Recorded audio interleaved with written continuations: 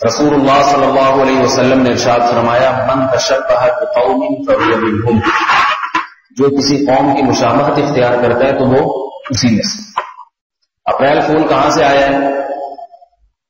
گوروں سے آیا ہے، عیسائیوں سے، یہودیوں سے، ان لوگوں سے آیا ہے۔ مسلمانوں کا یہ کلچر نہیں، سمجھ میں آ رہی ہے؟ تو ایک گناہ تو اس میں یہ غیر قوموں سے نقالی، غیر قوموں سے نقالی، اور نبی صلی اللہ علیہ وسلم نے فرمایا قیامت میں وہ انہی میں سے ہوگا، پھر انہی میں اپنے آپ کو شمار کریں۔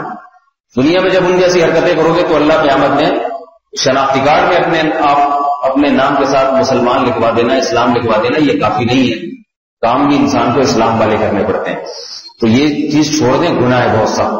دوسرا اس میں نقصان یہ ہے، رسول اللہ صلی اللہ علیہ وسلم نے دھوکے باز، دھوکہ دینے والے کے بارے میں فرمایا من غش فلیس منا، جو ملاوٹ کرتا ہے، دھوکہ دیتا ہے، وہ ہم میں سے نہیں۔ اپریل فول نام ہی دھوکے بازی کا ہے، چاہے وہ تفریح کی بنیاد پر، نام ہی دھوکے بازی کا ہے۔ دوسرا جرم اس میں کیا ہو گیا؟ دھوکے بازی کا۔ تیسرا جرم قرآن میں آتا ہے لعنت اللہ علی الکاذبین، جھوٹ بولنے والے پر اللہ کی لعنت۔ جھوٹ انسان کبھی منہ سے بولتا ہے اور کبھی عمل سے کرتا ہے۔ آپ نے کسی کے پاس ڈبہ بھیج دیا، وہ سمجھا مٹھائی کا ڈبہ ہے، کھولا تو اندر سے گلے سڑے ٹماٹر نکلے، صحیح ہے نا؟ تو یہ بھی آپ نے ایک قسم کا جھوٹ بولا۔ اگر تفریح میں ایسا کر رہا ہے انسان، دوسرے کو خوش کرنا مقصود ہے، تو تفریح میں جو ہے پھر تفریح کے لیے ایسا دن متعین کریں یا ایسا ٹائم ہو جس میں غیر قوموں سے نقالی نہ ہو۔ اسلام میں کسی دوست کے ساتھ تفریح کی بھی اجازت ہے۔ نبی صلی اللہ علیہ وسلم نے، ایک بوڑھی عورت نے پوچھا یا رسول اللہ کیا میں جنت میں جاؤں گی؟ آپ نے فرمایا بوڑھی عورتیں جنت میں نہیں جائیں گی، بوڑھی عورتیں جنت میں، وہ بیچاری رونے لگی، ڈر گئی، تو آپ نے پھر فرمایا کہ جائیں گی مگر جوان ہو کے جائیں گی، اس بڑھاپے میں نہیں جاؤ گی، جوان خوش ہونے لگی۔ علماء نے لکھا ہے اس میں سوال پیدا ہوتا ہے کہ نبی نے تو اس کو پہلے تکلیف دی، تو مسلمان کو تکلیف دینا تو جائز نہیں ہے۔ تو علماء نے لکھا ہے یہ تکلیف بہت بڑی خوشی کا پیش خیمہ ہے۔ بعض دفعہ کسی کو خوش کرنے کے لیے تھوڑی سی تکلیف دے کے جو خوشی ہوتی ہے وہ زیادہ ہوتی ہے، سمجھ آ رہی ہے نا بات؟ تو آپ صلی اللہ علیہ وسلم نے اس لیے، ایک صحابی آیا، عرض کیا یا رسول اللہ سواری کے لیے مجھے اونٹنی چاہیے، آپ اونٹ چاہیے، آپ نے فرمایا اونٹنی کا بچہ لے لو۔ اس نے کہا اونٹنی کا بچہ کیا کرے گا، وہ کیسے اس پہ سوار ہوگا؟ تو آپ نے فرمایا کیا ہر اونٹ اونٹنی کا بچہ نہیں ہوتا؟ تو آپ صلی اللہ علیہ وسلم بھی مزاح کیا کرتے تھے، اور صحابہ فرماتے ہیں ہم نے سب سے زیادہ مزاح نبی صلی اللہ علیہ وسلم کیا کرتے تھے۔ تو مزاح میں اور مذاق میں فرق ہے۔ اپریل فول میں جو کچھ ہوتا ہے وہ مذاق ہوتا ہے، مزاح نہیں ہوتا۔ مذاق کسے کہتے ہیں؟ یا تو اس میں تمسخر ہوتا ہے، دوسرے کا مذاق اڑانا، اس کی تذلیل کرنا، اس کو رسوا کرنا، اس کو مذاق کہتے ہیں۔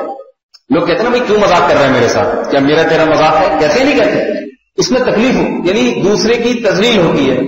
دوسرا عنصر مذاق میں کیا ہوتا ہے؟ دوسرے کو تکلیف دی جاتی ہے، نقصان بھی ہو جاتا ہے بعض دفعہ اس کو۔ جبکہ مزاح اسے کہتے ہیں کہ القاء السرور فی قلب المومن، کسی مومن کے دل میں سرور ڈالا جاتا ہے، خوشی ڈالی جاتی ہے۔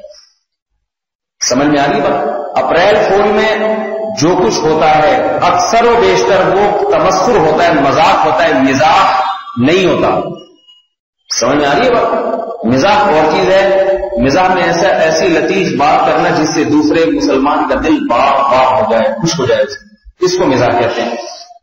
تو پہلی خرابی کیا ہوئی؟ یہ دن کس کا ہے؟ غیر قوموں کی نقالی۔ دوسری خرابی اس میں کہ اگر آپ دوسرے کے ساتھ مزاح کر رہے ہیں یا مذاق کر رہے ہیں، اس میں اگر دوسرے کو تکلیف ہو رہی ہے، دھوکہ ہو رہا ہے، تو دھوکے کا گناہ ہوگا اس میں، ٹھیک ہے نا؟ وہ دھوکے کا گناہ۔ تیسرا جھوٹ کا گناہ، قرآن میں آتا ہے لعنت اللہ علی الکاذبین۔ چوتھی بات یہ اگر آپ کہتے ہیں کہ نہیں میں اس سے ایسا مزاح کر رہا ہوں جیسے نبی نے کیا تھا، بوڑھی عورت کو کہہ دیا تھا نبی نے نا کہ بوڑھی جنت میں نہیں جائیں گی، تو اس قسم کا میں مزاح کر رہا ہوں دوست کے ساتھ، مجھے پتا ہے میں جب ڈبے میں مٹھائی بھر کے بھیجوں گا وہ مٹھائی سمجھ کے کھولے گا، اندر سے گلے سڑے ٹماٹر نکلیں گے، تو وقتی تکلیف تو ہوگی لیکن بعد میں بہت ہنسے گا وہ۔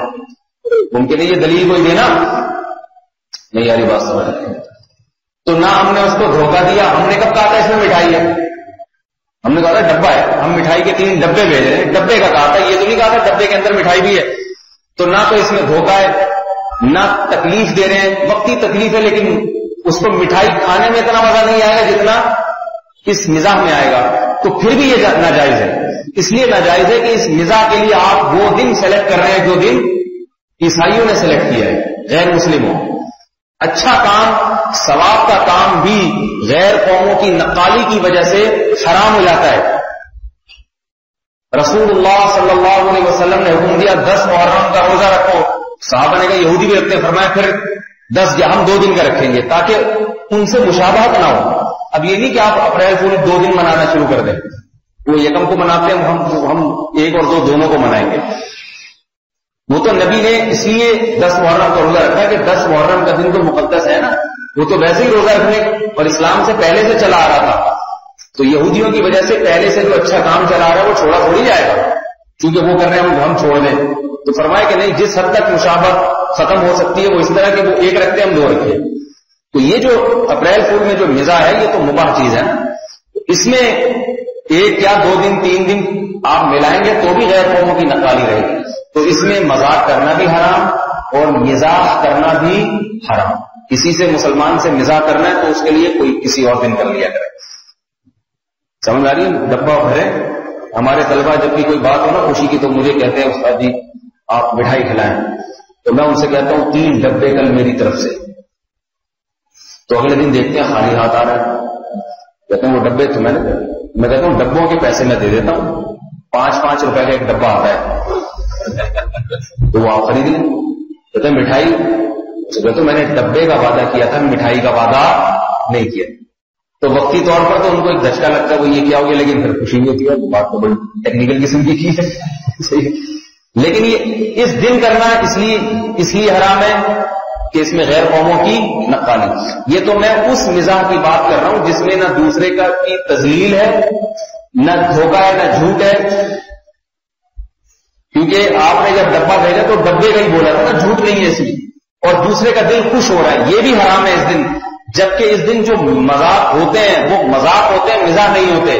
ان میں خالصتاً جھوٹ ہوتا ہے اور دوسرے کو تکلیف ہوتی ہے، حادثات بھی ہوتے ہیں. اس کی وجہ سے اس کا گناہ اور زیادہ بڑھ جائے. اس لیے بائیکاٹ کریں بالکل ان چیزوں کا. اللہ تعالیٰ بچنے کی توفیق عطا فرمائے.